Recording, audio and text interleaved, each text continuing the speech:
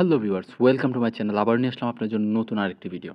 ২০২৫ সালের এইচএসসি পরীক্ষার্থীরা আপনারা যারা আছেন, তারা কিন্তু প্রথম পত্র খারাপ হয়েছে, অনেকের আবার ভালো হয়েছে।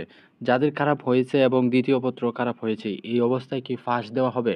আপনার জন্য সুখবর রয়েছে। শিক্ষা মন্ত্রণালয় থেকে কিভাবে তাদেরকে পাস নির্ধারণ করা হবে, সে বিষয়ে বিস্তারিত আলোচনা করব এই ভিডিওতে। চলুন শুরু করা যাক। যারা এখনও আমাদের চ্যানেলটি সাবস্ক্রাইব করেননি, প্লিজ সাবস্ক্রাইব করুন। এইচএসসি ২০২৫ পরীক্ষার ফার্স্ট নাম্বার কীভাবে মূল্যায়ন করা হবে, এ বিষয়ে কিন্তু জানতে আগ্রহী অনেকেই। কীভাবে ফাঁস, আলাদা নাকি একসাথে ফাঁস? এবার আসেন ফাঁস নিয়ে সুখবরটা কী। ইংরেজি প্রথম পত্র যারা পরীক্ষা দিয়েছে ১০০ মার্কে, তাদেরকে পাস করার জন্য কিন্তু ৩৩ মার্ক পেতে হবে, এবং ইংরেজি second paper same pass mark কিন্তু ৩৩।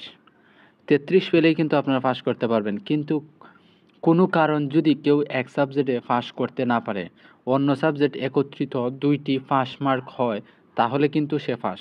যেমন ইংরেজি প্রথম পত্রে পেয়েছে কেউ ২০, আর ইংরেজি সেকেন্ড পত্রে পেয়েছে আপনার ৫০-এর মতো।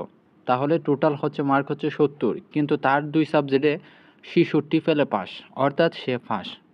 এই ২ সাবজেক্ট মিলিয়ে ৬৬ পেলেই পাস। তো ভিউয়ার্স, আশা করি আপনারা বুঝতে পারছেন, ২ সাবজেক্ট মিলিয়ে কিন্তু ৬৬ পেলেই আপনারা পাস করতে পারবেন। এ বিষয়ে অনেকেই দুশ্চিন্তায় আছেন, আশা করি আপনারা বুঝতে পারছেন। শিক্ষা বিষয়ে সমস্ত আপডেট পেতে আমাদের চ্যানেলটি সাবস্ক্রাইব করুন এবং আমাদের সাথেই থাকুন। ধন্যবাদ।